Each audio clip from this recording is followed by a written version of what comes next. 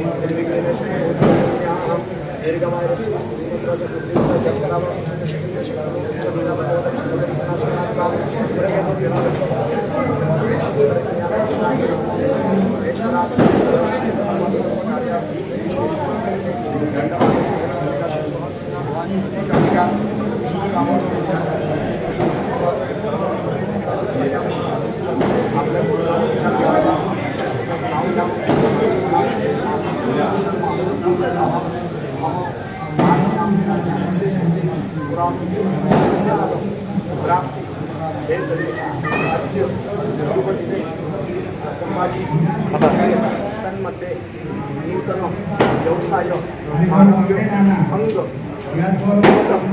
स्थापित देवतानां पंचोपचार पूजनंच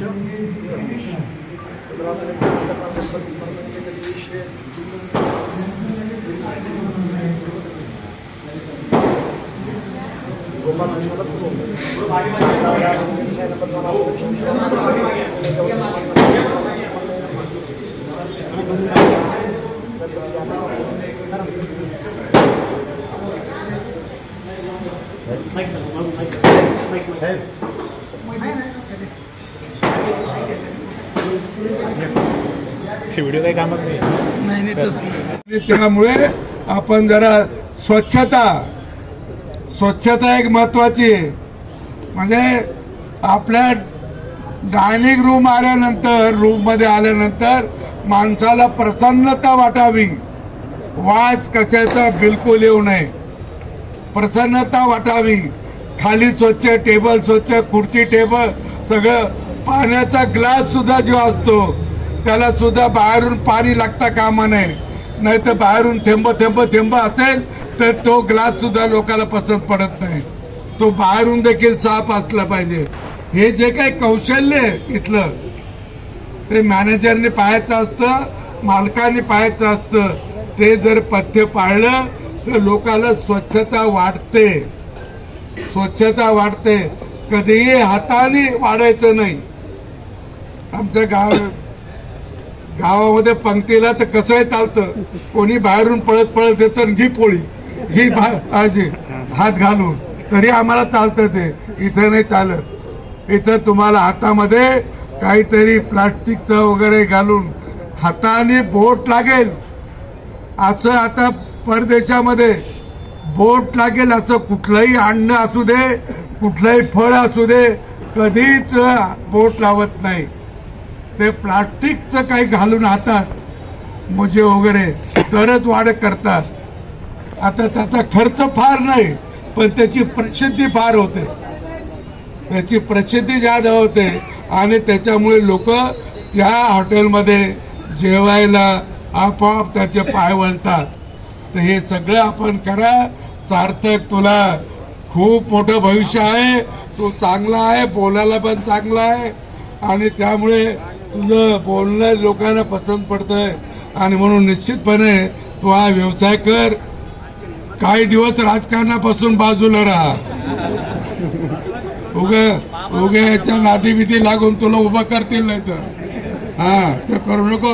व्यवसाय वाढव आणखी 5-25 वर्ष आणि मग जा कुठं जायचं ते राजकारणात. धन्यवाद.